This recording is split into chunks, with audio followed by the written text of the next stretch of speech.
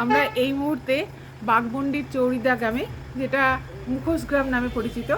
এখানে প্রত্যেকটা বাড়ির প্রত্যেকটা মানুষ মুখোশ তৈরি করে এবং মানে ইউনিক, মানে মানে দেখে মনে হচ্ছে দেখে মনে হচ্ছে কোনটা নেব আর কোনটা নেব না, মানে সবগুলোর দিকে তাকিয়ে থাকতে ইচ্ছে করছে, টানা টানা তাকিয়ে থাকতে ইচ্ছে করছে।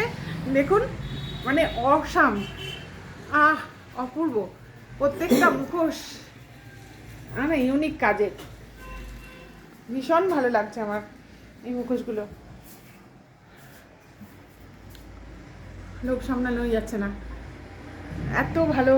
মানে পশ্চিমবঙ্গের মধ্যে এই যে আমাদের পুরুলিয়াটা সত্যি একটা দারুণ জায়গা, যেখানে অনেক মানে পর্যটন শিল্পটাকেই একটা বিরাট করে দেখানো যাবে। প্রত্যেকটা বাড়িতে একটা ছোট মেয়েও মুখোশ তৈরি করে।